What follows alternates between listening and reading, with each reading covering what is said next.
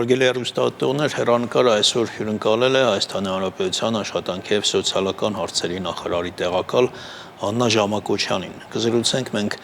անապահովության նպաստների տրամադրման նոր համակարգի և նոր չափորոշիչների մասին։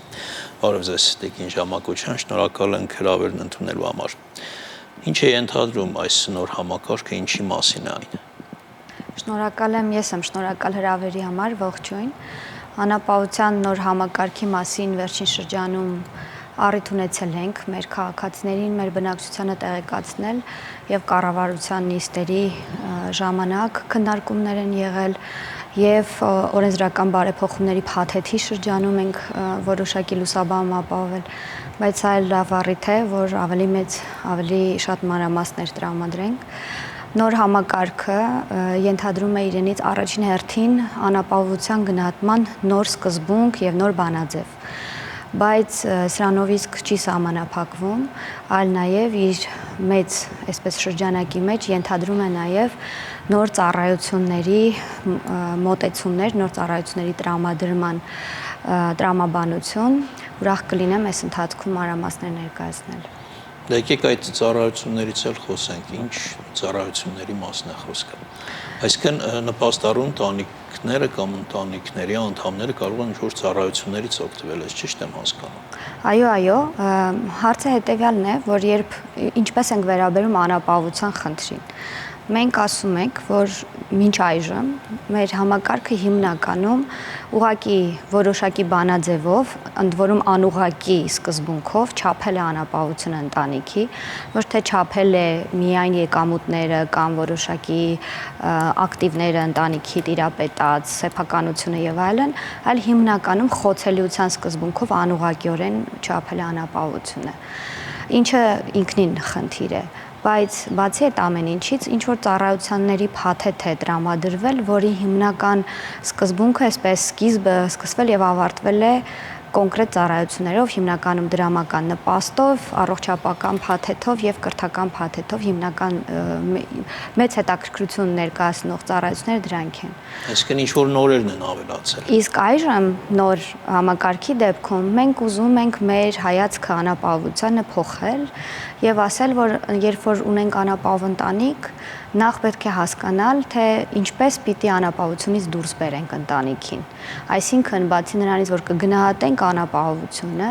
այլ նաև կիրականացնենք անհատական աշխատանք տվյալ ընտանիքի հետ, դա մենք անվանում ենք սոցիալական դեպքի վարում, որով կաջակցենք ընտանիքին ակտիվացնել իր ռեսուրսները, ուժեղացնել ռեսուրսները, կգտնենք խոցելի տեղերը, խնդիրները եւ կփորձենք լրացուցիչ ծառայությունների աջակցությամբ հաղթահարելու ճանապարհ տալ, բայց առաջնահերթորեն եւ առանցքում է հենց զբաղվածության խորհրդատվությունը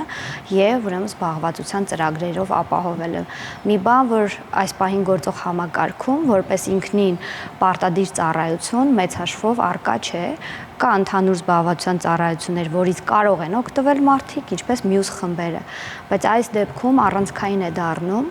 ընտանիքը, եթե անապահով է, աշխատունակների մասով զբաղվածության ծառայության ապահովումը։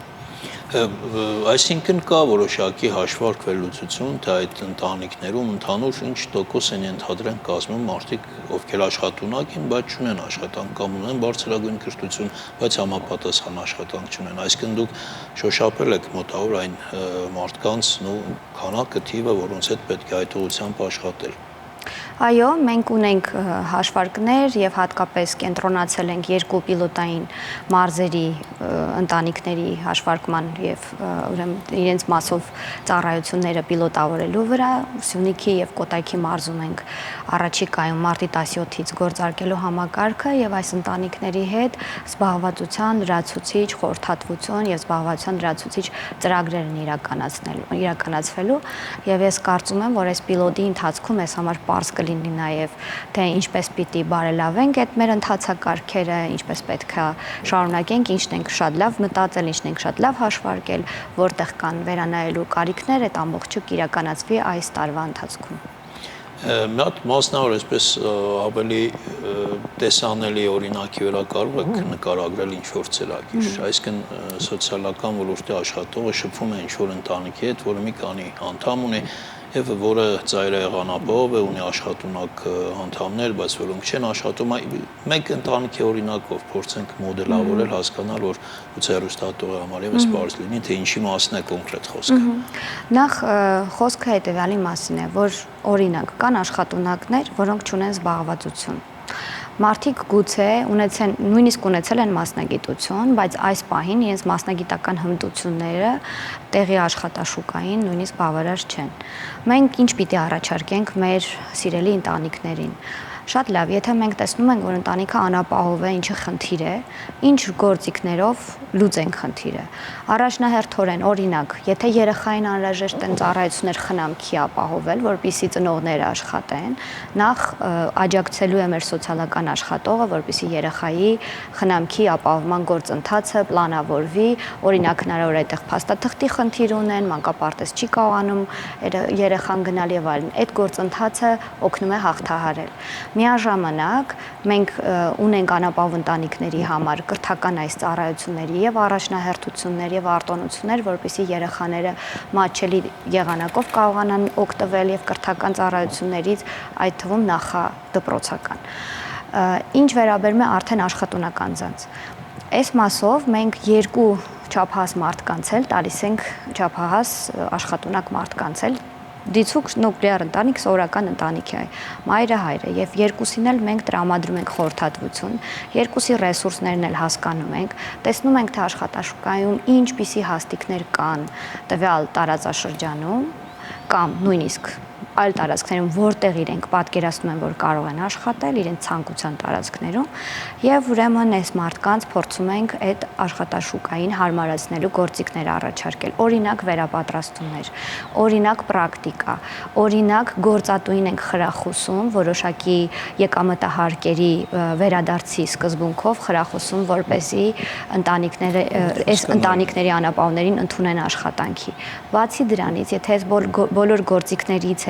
չեն կարողանա օգտվել կոնկրետ դեպքում, ապա մենք առաջարկենք ոչ մասնագիտական աշխատանքներ կամ հասարակական աշխատանքներ այս ընտանիքի անդամներին, որը կօգնի պարզապես տնից դուրս գալ, պարզապես ինտեգրվել աշխատաշուկայում, նոր սոցիալական միջավայրերում լինել եւ օրինակ 6 ամիս շարունակ որոշակի այսպես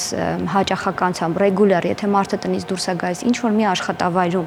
ինչ-որ մի աշխատանք է իրականացնում, դա կօգնի, որպեսզի հետագայում նոր աշխատանք ավելի հեշտ գտնի։ Բարդ կլինի այն մասնագիտությունների պարագան, որոնք մեծ պահանջարկ չունեն։ Ես ճիշտ եմ հասկանում։ Տեսեք, օրինակ խորհրդային տարիներին ինժեների այդ մասնագիտությունը ինչքան մեծ հսկայական պահանջարկ ուներ, հիմա կարծես թե չունի։ Եվ ես պատկերացնում եմ օրինակ ընտանիք, որտեղ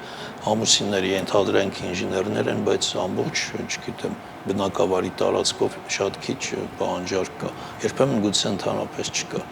Որպես ինժեների զավակ, ինժեներ հայր ունեցող ընտանիքի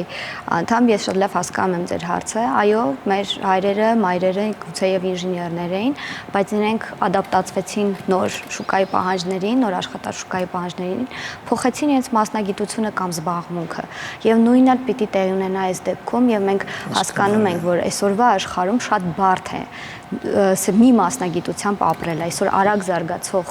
աշխարհում, երբ որ աշխատաշուկայի պահանջները փոխվում են ամեն օր, նույնիսկ մենք պիտի ուղղակի լինենք ավելի ճկուն, ադապտիվ, նկատի ունեմ, որ եթե հարկ են նոր տեխնոլոգիաներ սովորել, պիտի սովորենք նոր տեխնոլոգիաները։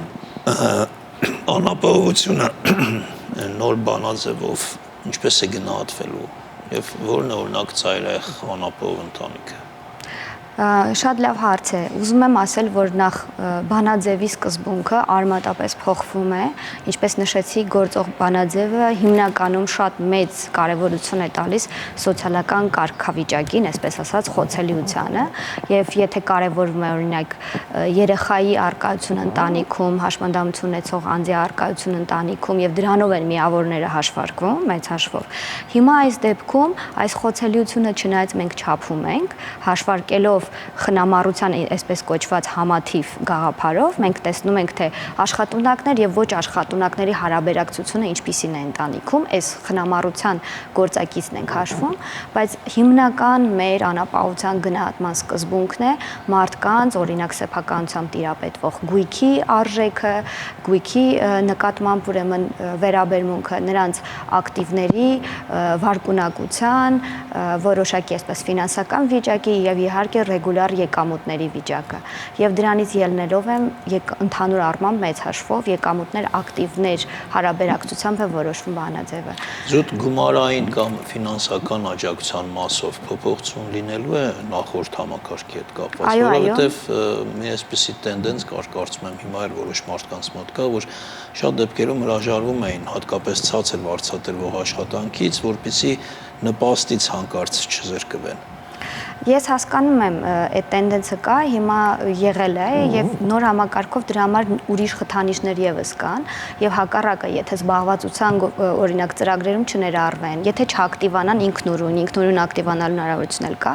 սանկցիաներ կլինեն համակարգում, մենք կհասկանանք, որ ուրեմն այս մարդիկ լրացուցիչ եկամուտներ ունեն, օրինակ դա ֆորմալ չի պարզապես ֆորմալացված չեն այդ եկամուտները եւ այդ գործիքակազմերով այս ընտանիքները չեն կարողանա երկար մնալ համակարգում։ Բայց ես վերադառնալով ձեր այն հարցին, թե որն է շեմը, հա, ինչպես ենք որոշում, որ ընտանիքը ծայրահեղ աղքատ է։ Նախ ուզում եմ ասել, որ մեր նոր գնահատման համակարգով մենք բոլոր անապահովության 4 շեմ ենք հաշվարկելու, որոնք կապակցված են աղքատության մեր ստանդարտ Հայաստանում հաշվարկվող ստանդարտ 4 գծերի հետ եւ ըստ էության կհասկանանք, եթե ընտանիքը ծայրահեղ անապահով է, չափավոր անապահով է, միջին անապահով է, թե պարզապես անապահով է։ Ծայրահեղ անապահովները մեր թիրախն են առաջնահերթորեն եւ սա Պարենի զամբյուղից ուրեմն չգերազանցող եկամուտի դեպքում է, եթե ընտանիքի յուրաքանչյուր անդամի չափահասին հավասարեցված անդամի համար Պարենի զամբյուղը չի գերազանցում եկամուտը, ապա պետությունը, հանրությունը կանգնում է այս ընտանիքի կողքին, որպեսզի այդ չգերազանց պակասող մասը լրացվի։ Պարենի զամբյուղի այն շեմը, որ սահմանված է 25 թվականի համար, այս տարվա համար 34581 դրամն է։ Այսպես որոշակի պատկերացում կա, թե այս նոր համակարգի կիրառումից հետո նպաստառուների ընդհանուր ընտանիքների թիվը նվազելու է, թե ավելանալու է։ Տեսեք, այս հարցը շատ այսպես հարցադրվող հարց է ինչու, որովհետև նախկինում այս պահին գործող համակարգը շատ այսպես ընդլայնված շրջանակ է ունեցել, ներառել է սոցիալական բոլոր խմբերին, այդ թվում ոչ անապահովներին, եւ ունեցել ենք օրինակ, 18 թվականի դրությամբ 90,000-ից ավել նույնիսկ ընտանիքներ, այս պահին մենք ունենք 60,000-ի շուրջ 60,000 ընտանիք, մեր արդեն իսկ զուտ կենտրոնացված աշխատանքի արդյունքում միասնական սոցիալական ծառայություն ունենալու արդյունքում արդեն իսկ կրճատվել են ընտանիքների թիվը, բայց այստեղ զուտ թվականակի մասին չէ խոսքը։ Նոր բանաձևով մենք ոչ թե խնդիր ենք դնում կրճատելու իմաստով, հա, ընտանիքներին, այլ հասցեական ապահովելու։ Այսինքն մեր թիրախում կլինեն իրոք ծայրահեղ ապահովները, անապահովները եւ նրանք, ովքեր անապահով չեն ճանաչվի, դուրս կգան, բայց նաեւ միաժամանակ մուտք կգործեն նոր անապահով ընտանիքներ, որոնք բանաձևի պատճառով դուրս էին մնացել։ Բարձր թիրախայնություն կարծես բոլոր իշխանությունները փորձել են անել եւ անընդհատ այս համակարգը կատարելագործման կարիք է ունեցել եւ անընդհատ փորձել են ավելի լավ, ավելի կատարելագործվածը, չգիտեմ, հիմա դա հուսով եմ կհաջողվի։ Կարող եմ, եթե թույլ տաք մեկնաբանել ձեր այս ներկայացրած դատողությունը, շատ ճիշտ եք, փորձեր արվել են, բայց կտրական գործողություններ չեն արվել, նկատի ունեմ մեծ հաշվով բանաձևը չի փոխվել։ Որոշակի առանձին գործոններ եւ այն փոխել են, բայց բանաձևը գործում է նույն սկզբունքներով 99 թվականից, 1999 թվականից, դա ավելի քան 25 տարի է, Հայաստանում շատ բան է փոխվել, թվայնացում է տեղի ունեցել, տվյալների շտեմարաններ են զարգացել, հատկապես վերջին 5 տարիներին մենք թվայնացման եւ շտեմարանների տվյալների, հա, այսպես պետական շտեմարանների գեներացման շատ լավ միտում ունենք եւ դա նշանակում է, որ մենք կարող ենք արդեն փոխել սկզբունքը, ոչ թե կչափենք ուղակի խոցելություն, այլ կչափենք իրականում։ Պարզ բառերով, եթե մենք հիմա ունենք պեկում կենտրոնացված տվյալներ, մենք կարող ենք եկամուտները տեսնել։ Մեզ պետք չի մարդուն հարցնել, դու ինչքան աշխատավարձ ես ստանում, գնա թուղթը բեր, գործատուից։ Այսօրվա գործող համակարգը 99 թվականի այդ ռեժիմի մեջ գործող համակարգ է։ Դեռևս թղթեր են բերվում։ Ասում ենք ոչ, այլևս մենք կտեսնենք քո եկամուտները, մեզ հարկավոր չեն ձեր թղթերը, բայց եթե դուք հատուկ կթաքցնեք ձեր եկամուտները, միևնույն է պատասխանատվություն մնում է ընտանիքի վրա։ Նպաստառուների ամենամեծ թիվը, ինչքան հիշում եմ, միշտ Շիրակի մարզում է եղել, կապված նախևառաջ այն տարիներին հատկապես անօթևանության խնդրի հետ գումարած գործազրկությունը։ Հիմա էլ է այդպես։ Հիմա էլ Գեղարքունիքը, Շիրակը եւ Լոռին, այսպես առավել անապահով մեր մարզերն են, այո, Շիրակն էլ, Լոռին էլ, Գեղարքունիքն էլ այդ շարքում են, ցավոք սրտի, բայց կարծում եմ, որ մեր այս ակտիվացման գործողությունները եւ ամենակարևորը մակրոտնտեսական ցուցանիշների բարելավումները պիտի աջակցեն, որպեսզի ընտանիքները կարողանան դառնալ ինքնաբավ, ինքնուրույն եւ հատկապես աշխատունակ անդամ ունեցողները պիտի կարողանան այս համակարգից 3 տարվա ընթացքում դուրս գան։ Մեր նպատակը դա է։ Անկանխիկ առևտրի դեպքում այդ 10% հետ վճարի սկզբունքը գործում է նաև նպաստառուների համար։ Այո, այս պահին էլ է գործում եւ շարունակելու է գործել։ Այս պահին միջին նպաստը 33350 դրամ է։ Նոր համակարգով 49000 դրամը գերազանցելու է։ Արդյունքում մենք 55000-ի միջակայքում, 50-ից 55000-ի միջակայքում կունենանք միջին նպաստ։ Իդեպ 10%-ը դարձավ 12, չէ՞, դա ճիշտ է հիշում, բայց հիմա վերաբերում է միայն անկանխիկ առևտրին։ Այսինքն, երբ որ թոշակառուները լույսի կամ գազի վարձավճարները իրենց քարտից նախկինում կարող էին կատարել, հիմա այդ դեպքում հետվճարը չի գա նրանց։ Ինչով է դա պայմանավորված։ Միևնույն է, այդ ձեր տատիկ պապիկները իրենց թոշակի մեծ մասը տալիս էին հատ գազի, լույսի վարձավճարներին, այսինքն տակը բուն առևտրին, իրական առևտրին խանութներում, հա, որ անում են, էլ փող չի մնում։ Ուզում եմ ասել, կարծես թե 10-12% է դառնում, բայց շատ թոշակառուների պարագայում իրականում գումարը քչանում է։ Հիմա տեսեք, միևնույն է իրենց թոշակը չեմ կարծում, թե շատերը խնայում են, միևնույն է ծախսում են։ Եթե ծախսում են, ապա միևնույն է պարենամթերք գնում են, միևնույն է օրինակ որոշակի ամեն դեպքում ոչինչ չի խանգարում, որ ծախսվող թոշակը ծախսվի անկանխիկ եղանակով, ես այստեղ խնդիր չեմ տեսնում, բայց քանի որ նշեցիք նաև կոմունալների ծառայությունների մասին, ուզում եմ ասել, որ անապահովության որոշակի խմբերի դեպքում մենք նաև կոմունալ ծառայությունների զեղչեր ենք ապահովում եւ ոչ միայն ծայրահեղաղքատներին, մեր նորարարության, հա, մեր այս նոր համակարգի նորարարության սկզբունքը նաև այն է, որ կարող են ընտանիքները չլինեն նպաստառու